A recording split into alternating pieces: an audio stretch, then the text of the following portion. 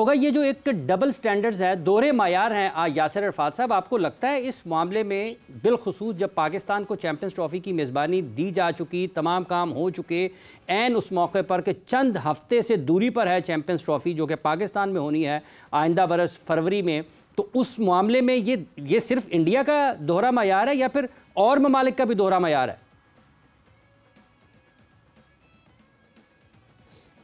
देखिए, इंडिया को तो ऑब्वियसली दोहरा म्यार है और उनकी एरोगेंस भी है। जितना उनकी क्रिकेट ऑब्वियसली फ्लरिश की है और जितना रेवेन्यू जनरेट वो करते हैं, वो उसकी एरोगेंस में अभी तक उस नशे में वो हैं, उससे वो बाहर नहीं आ रहे। मगर बाकी कंट्रीज में भी उन्होंने बड़ा भी डिसअपॉइंटिंग, जिसको आप कह सकते हैं कि किरदार अदा किया। कि माजी में तो ये होता था कि बड़ा ही न्यूट्रल किस्म का आईसीसी थोड़ा बहुत पिनलाइज करता था जो भी कंट्री, कोई बड़ी कंट्री है छोटी कंट्री है, ऑस्ट्रेलिया, इंग्लैंड होती थी। अब तो India all in all India का ही सुनी जाती है।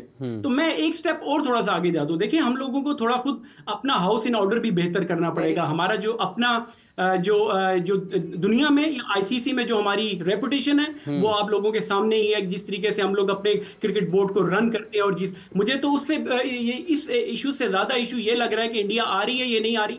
मुझे ये लग रहा है कि जो आपकी ग्राउंड्स की अपग्रेडेशन हो रही है, वो मैं समझता हूं कि वो उससे भी ज्यादा इंपॉर्टेंट है। कि जब अगर एक टीम नहीं आ रही, बाकी टीमें तो आ रही हैं। आपने जो बाकी मैचेस, जो इवेंट, आपके पास इतना मैन पावर, इतने स्किल किस्म के लोग हैं कि आप लोग बाकी टीमों को केटर, और एक अच्छा इवेंट 1996 के बाद अगर इतना बड़ा इवेंट पाकिस्तान के पास आया है तो ठीक है। तो इस पे ज्यादा बहस अब नहीं करनी चाहिए, नहीं आ रहा या आ रहा है। हमें ये देखना है फ्यूचर की प्लानिंग। अब हमारे पास टाइम इतना ज्यादा नहीं है। हमारे दोनों स्टेडियम जो हैं वो अभी मुकम्मल नहीं हुए। कहने को तो है कि दिसंबर एंड में मुकम्मल हो जाएंगे, मगर ये बहुत ही ज्यादा कंसर्निंग ज्यादा चीजें ये हैं। आपने अपना हाउस इन ऑर्डर, अपने पास ऐसी मैन पावर तैयार करना है कि आपने ये सक्सेसफुल इवेंट दुनिया को शो करना है कि हम लोग खुद इस काबिल भी हैं, और उसके बाद अपनी वैल्यू फिर दुनिया को बताएंगे हमारी वर्थ क्या है एज अ क्रिकेट बोर्ड। अच्छा, ये इस मामले में जो आपने अपग्रेडेशन की बात की है, ये इस वक्त बड़ा मसला है आपके ख्याल में, या फिर सबसे बड़ा मसला इस वक्त चैंपियंस ट्रॉफी के तमाम मैचेस की पाकिस्तान में मेज़बानी है, और आपको कोई कहीं ना कहीं शक है कि पाकिस्तान ये बर वक्त मुकम्मल नहीं कर पाएगा ये जो तामीराती काम है? देखिए, जिस तरीके से काम हुआ है और उसमें तो मुझे शक तो नहीं है कि मोहसिन नकवी साहब ने जिस तरीके से उनका जो ट्रैक रिकॉर्ड है, और इस क्रिकेट की मैं जो गाय बगाए वीडियोस अपग्रेडेशन की जो आ रही हैं ग्राउंड्स की, उससे तो मैं काफी हद तक मुतमईन हूं। मगर मैं जो कह रहा हूं कि हमारा फोकस जो है, देखिए मैंने पहले भी यही बात की कि हमें जो है ये लीस्ट कंसर्न अब होना चाहिए।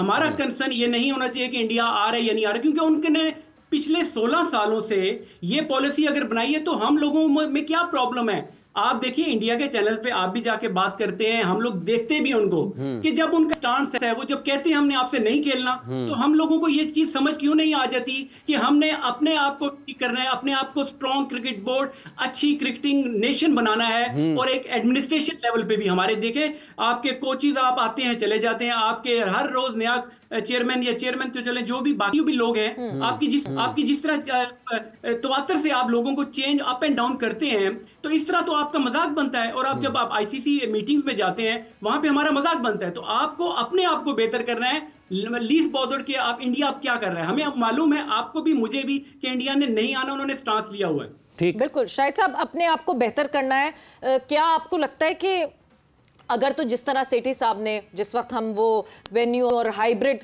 को बात कर रहे थे कि सेठी साहब ने एशिया कप एक हाइब्रिड एक प्रपोजल दिया हाइब्रिड का, अगर तो कंटिन्यूटी रहती, अपने आप को ठीक करना था, तो ये जो सारी बहस मुबाहिसा ये 2023 वर्ल्ड कप में हो जाता। बिकॉज उस वक्त जब हाइब्रिड मांगा गया था, उस वक्त सेठी साहब ने वहां जय शाह साहब के सामने बैठ के ये बात क्लेम की थी कि फिर 2023 में भी हम भी हाइब्रिड मांगेंगे। बट उसके बाद सेठी साहब रहे नहीं पीसीबी के हिस्से में, और पीसीबी के हेड वो रहे नहीं, चेयरमैन रहे नहीं, इस वजह से उस पर कोई फॉलो अप नहीं हुआ।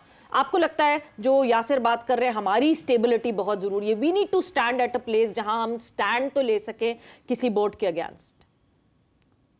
100% दुरुस्त बात की यासिर ने, कि हमें अपना हाउस इन ऑर्डर करना पड़ेगा। अल्लाह करे हमारी हुकूमत भी स्टेबल हो जाए, हमारी इकोनॉमी सही हो जाए, हम अभी स्ट्रगल कर रहे हैं हर फील्ड में, तो हमें क्रिकेट में भी अपना हाउस इन ऑर्डर करना पड़ेगा।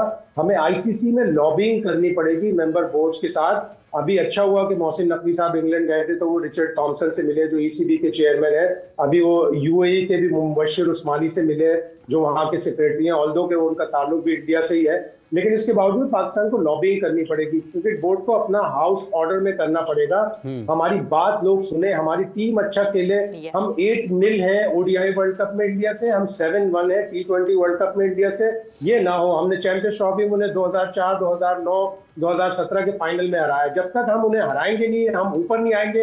इंडिया की टीम अगर अपने मसल्स फ्लेक्स करती है, अपना रोप जमाती है कि वो टेस्ट में नंबर 2 है, जो नंबर 1 हो जाएंगे जल्दी, T20 में वर्ल्ड नंबर 1 है, ओडीआई में वर्ल्ड नंबर 1 है, उनके पास पूल ऑफ प्लेयर्स बहुत अच्छा है, उनकी टीम बहुत अच्छी है, उसके ऊपर अगर रोप दिखाएं, उसके ऊपर अगर शो दिखाएं तो बहुत बेहतरीन है। लेकिन अपने पैसे के ऊपर, आईसीसीआई में अपने तसल्लुत के ऊपर, ये बिल्कुल गलत है। ये दूसरे मेंबर बोर्ड्स को भी नहीं मानना चाहिए और पाकिस्तान को लॉबिंग करनी पड़ेगी। 2011 में हारून लोरगार्ड जो उस वक्त के चीफ एग्जीक्यूटिव थे, उन्होंने एक रिव्यू करवाया था आईसीसी की गवर्नेंस का। पाकिस्तान को वो मुद्दा फिर उठाना चाहिए कि आईसीसी की गवर्नेंस बेहतर होनी चाहिए। लॉर्ड वुल्फ क्यूसी ने एक रिव्यू पेश किया और बहुत जबरदस्त रिव्यू था, अगर आपको पढ़े हो इंटरनेट। उन्होंने कहा था कि आईसीसी को 3 बड़े मुल्कों के तसल्लुत से निकालना होगा। कितनी अच्छी बात उन्होंने की थी। अगर इंडिपेंडेंट डायरेक्टर्स होंगे आईसीसी में, फॉर एग्जांपल 8 उन ममालिक के इंडिपेंडेंट डायरेक्टर्स हों जो बिल्कुल भी क्रिकेट नहीं खेलते, या खेलते हैं तो इस लेवल की नहीं खेलते, चाइना हो गया, यूएस हो गया, फ्रांस हो गया, बेल्जियम हो गया, वो फाइनल डिसीजन करेंगे तो न्यूट्रल डिसीजन होगा। अगर यही बोर्ड के मेंबर डिसीजन करेंगे तो सारे के सारे भारत के आगे सर झुका के खड़े हैं। ये तो ऑस्ट्रेलिया हो, इंग्लैंड हो, वेस्ट इंडीज हो, कोई भी हो। शायद साहब, ये तो आपने कहा कि तीन ममालिक से निकालना पड़ेगा, लेकिन अब तो वो मामला 3 की बजाय 1 की तरफ जाता हुआ दिखाई दे रहा है। जो आपने हवाला दिया है 2011 वाला, यासिर साहब, आप समझते हैं कि आज एक मरतबा से फिर उस चीज़ की और ज़्यादा शिद्दत से ज़रूरत है कि उस वक्त 3 ममालिक थे, आज उनमें से भी 2 ममालिक एक और तरफ नज़र आते हैं, बिल्कुल खामोश हैं इस वक्त, एक ही तरफ सारे का सारा ताकत का तवाज़ुन जो है वो बिगड़ता हुआ चला जा रहा है। तो आप समझते हैं इस चीज़ की आज में, जब हम 2 दिसंबर 2024 में बात कर रहे हैं, चैंपियंस ट्रॉफी 2025 को सामने रखते हुए, ज़्यादा ज़रूरत है एक और रिव्यू किया जाए?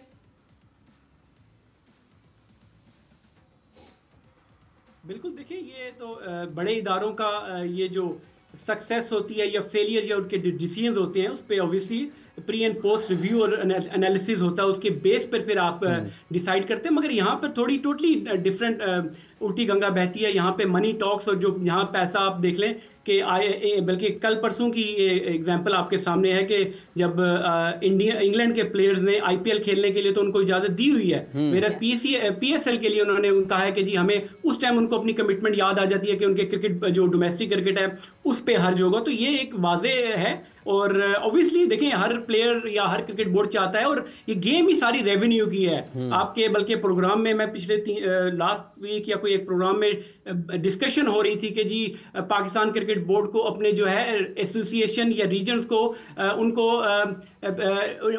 खुद जनरेट करना चाहिए। देखिए ये ऐसे नहीं होता।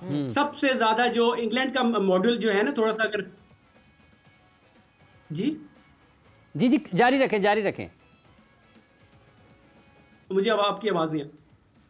नहीं। उसमें देखिए इंग्लैंड का एक मॉडल है आपके सामने, बहुत सिंपल सा मॉडल है, और वो इस तरह क्रिकेट बोर्ड को रन करते हैं कि जो उसमें जो उनका जो रेवेन्यू होता है उसमें से 75% जो है वो ब्रॉडकास्टिंग की मद में उनको मिलता है, जो कि उनका स्काई या बाकी भी होते हैं। बाकी जो 25% रेवेन्यू होता है वो जो है वो उनको आईसीसी देता है, या उनको स्पॉन्सरशिप से या टिकटिंग से मिलता है। तो बड़ा ही सिंपल है, और उसमें उसका ये है कि आपको जो री इन्वेस्ट इंग्लैंड क्रिकेट बोर्ड जो अपने डोमेस्टिक, अपनी काउंटीज, जो मैं हवाला दे रहा हूं कि अपने रीजन को आपको बेहतर करना पड़ेगा, पैसे उनको जनरेट करें।